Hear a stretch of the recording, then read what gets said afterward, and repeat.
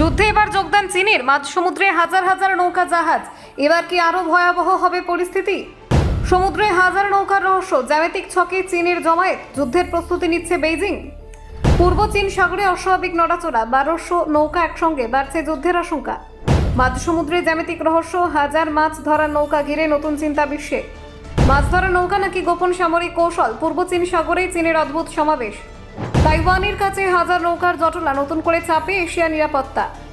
30 ঘন্টায় একই জায়গায় হাজার নৌকা, উপগ্রহ ছবিতে ধরা পড়ল চীনের রহস্যময় চাল। যুদ্ধের আগাম প্রস্তুতি, সমুদ্রে 400 কিলোমিটার জুড়ে চীনা নৌকার অদ্ভুত বিন্যাস। মাছ ধরার অজুহাত নাকি সামরিক মহড়া? পূর্ব চীন সাগরে চীনের বড়সড় পদক্ষেপ। উপগ্রহে ধরা পড়ল চাঞ্চল্যকর দাবি। হাজার নৌকা নিয়ে সমুদ্রে কি করছে চীন?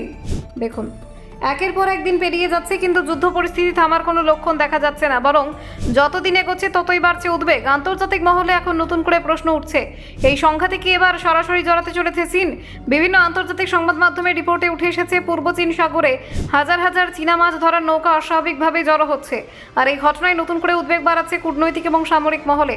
উপগ্রহ চিত্র, জাহাজের গতিবিধির তথ্য বিশ্লেষণ করে বিশেষজ্ঞরা জানিয়েছেন, এই নৌকাগুলির জমায়েতের কোনো সাধারণ মাছ ধরার কার্যকলাপ নয়, বরং তা এক ধরনের পরিকল্পিত সমাবেশের মতো। একাধিক ছবিতে দেখা যাচ্ছে সমুদ্রের মাঝখানে নৌকাগুলি জ্যামিতিক আকারে সাজানো অবস্থায় রয়েছে। এমন দৃশ্য সাধারণ পরিস্থিতিতে খুব কমই দেখা যায়। এই ঘটনার বিশ্লেষণ করেছেন উপগ্রহ তথ্য বিশ্লেষক সংস্থা ইনজেনি স্পেস এর প্রধান পরিচালন কর্মকর্তা ওয়াং। তার দাবি, প্রথমে বিষয়টি তার নজরে আসে এবং উপগ্রহ ছবিতে সেই ছবিগুলি খতিয়ে দেখার পরেই তিনি সন্দেহ প্রকাশ করেন। তার মতে কিছু একটা এই ঘটনার মধ্যে অস্বাভাবিক ছিল। ওয়াং জানিয়েছেন সমুদ্রে 100 বা 200টি মাছ ধরার নৌকা একত্রিত হওয়া অস্বাভাবিক নয়। অনেক সময় মাছের বড় ঝাঁক থাকলে নৌকাগুলি কাছাকাছি আসে, কিন্তু একই সময়ে কয়েকশো হাজার নৌকা একই জায়গায় একই বিন্যাসে জড়ো হওয়া স্বাভাবিক বলে মনে হয়নি তার কাছে। উপগ্রহ চিত্রে আরও দেখা গেছে নৌকাগুলি একে অপরের থেকে প্রায় 500 মিটার দূরত্ব বজায় রেখে অবস্থান করছিল। ঝোড়ো বাতাসের মধ্যেও প্রায় 30 ঘন্টা ধরে তারা একই জায়গায় অবস্থান করে। তারপর হঠাৎ করে সেই বিশাল সমাবেশ ছড়িয়ে পড়ে সমুদ্রের বিভিন্ন দিকে। এই ঘটনার বেশ কিছু ছবি ও ভিডিও ইতিমধ্যে আন্তর্জাতিক মহলে ছড়িয়ে পড়েছে। সেই ফুটেজ দেখা যাচ্ছে সমুদ্রের বিশাল অংশ জুড়ে সারি সারি নৌকা দাঁড়িয়ে আছে। অনেকেই মনে করছেন এটি হয়তো কোনো ধরনের সমুদ্র মহড়া বা কৌশলগত প্রস্তুতির অংশ।